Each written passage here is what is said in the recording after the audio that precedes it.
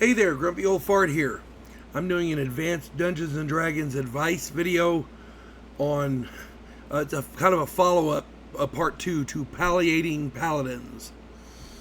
Before I get into this though, if you enjoy my content, it would really help me out if you could hit the like button, subscribe to my channel, share my content, and post a comment or two. Remember, I welcome your comments even if you disagree with me. Friends can still disagree. And check me out over on Rumble for my political commentary and weekly current events. If you enjoy a good book, check out my author page over on Amazon.com. My pen name is H.L. Anderson. You can find all of my books there. My books are just quirky weird, so if quirky weird piques your interest, go over there and check it out. I've got 10 published, soon to have an 11th. Hope you find something you like. I hope you enjoy reading it. Alright. Palliating Paladins Part 2. I did that video, Palliating Paladins, and I was very happy with it. People seemed to like it pretty well. I got a lot of good feedback on it from those who saw it. And for some reason over the last 3 weeks, I've had a number of friends contact me and ask me questions regarding special weapons for Paladins other than the lawful good aligned Holy Avenger. Here's what I recommend. Excuse me. Bear with me, my voice is scratchy. I'm getting over a cold. The basic weapon, the Holy Avenger, can be found on page 165 of the Advanced Dungeons & Dragons Dungeon Master's Guide. That weapon is pretty standard, and it is very, very powerful. The Unearthed Arcana has a +6 version of that weapon, so be sure and check that one out as well. For the purposes of this video, I'm going with the standard +5 Holy Avenger from the Dungeon Master's Guide. The basic gist is that for any other class besides Paladins, this sword acts like a normal +2 weapon. For a lawful good Paladin, it is a +5 weapon. It bestows a magic resistance of 50% to anyone allied with the Paladin within a 5-foot radius. It dispels magic at the level of the Paladin out to a 5-foot radius, although the player's handbook says a 1 single mark, which is 10 feet underground, 10 yards outside. There's a discrepancy there. That is up to the Dungeon Master. I assume it's based on the circumstance. I usually give the player the benefit, so I usually go a 10-foot radius, but that's just me. It also does 10 extra damage to a diametrically opposed alignment. That's chaotic evil for the lawful good. The weapon type, of course, can vary, so it's either a long sword, short sword, bastard sword, broadsword, whatever. I would assume it's based on the cultural background of the Paladin. Now, that being said, that is the standard Holy Avenger. Now, we've got others to do. Here we go.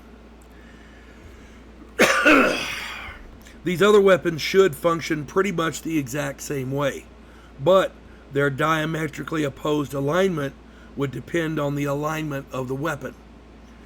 Like, for example, the Holy Avenger, its diametric opposite is the chaotic evil. The lawful neutral just smiter, its diametrically opposite would be the chaotic neutral. Lawful evil unholy reaver would be a chaotic good. The lawful evil, the neutral good wheelful brand, its opposite would be the neutral evil. The neutral evil woeful skewer would be neutral good. The chaotic good righteous cleaver, the opposite would be the lawful evil. The chaotic neutral entropic fang, the opposite there would be lawful neutral. The chaotic evil odious scythe would be the diametric opposite would be the lawful good. And finally, the neutral harmonious blade would be any chaotic or lawful alignment, because it's neutral. Its thing is balance. So, and you can name these anything you want.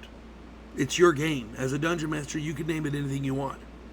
And this is just for the swords. And I'll get into that here in a minute, into the other types of weapons. But again, these is just for the sword types. If your character, if they find a sword that's for a paladin, that's what it would be.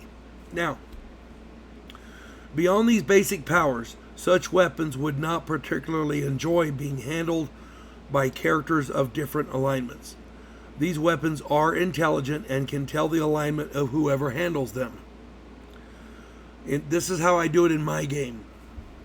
The weapon will deal the basic damage of the weapon, plus 5 to any character of another alignment. It'll do the basic damage plus 5. This damage will be plus 10 if that character is of the diametrically opposed alignment. If that character is a paladin of another alignment, the total damage will be times 3. For example, a Holy Avenger is picked up by a druid of neutral alignment. The basic damage of a longsword is 1d8 for small or man-sized, and it would do plus 5. So it would be a d8 plus 5 when he picks it up. That's what I would do. And this is from fire, electrical, or just, holy energy. The sword didn't like him and smacked him. The druid obviously would drop the blade. And then a chaotic evil paladin picks it up. The Holy Avenger would then do 1d8 plus 15 because it is diametrically opposed. Times 3 because it is a diametrically opposed paladin. For every round that character holds it. Yeah, it can get pretty nasty. Again, the names that I used were for bladed weapons, and you can change them into whatever you want. It's your game. As I stated in the other video, it would make sense for a paladin of Thor to use hammers or mauls. Reasonable name changes to the weapons would of course be appropriate. Blunt weapons, you could use basher or cudgel or whatever. The options are literally limitless, and the dungeon master should use their imagination. How the dungeon master works it is, of course, up to him or her, and variety truly is the spice of life. The main objective there is to have fun with it and make sure your players are having fun. The other part about that is, however you run this, it's got to be consistent throughout. Okay? So you could do varying damage depending on the weapon, but it's got to be pretty uniform throughout. Consistency, that's the main thing. So I hope this answers my friend's questions, and I hope you enjoy running these, and I hope you enjoy playing Dungeons and Dragons. Remember, the main thing of tabletop role-playing is have fun. If you're not having fun, you're wasting your time. Hope this finds everybody well. You folks have a good one. God bless one and all.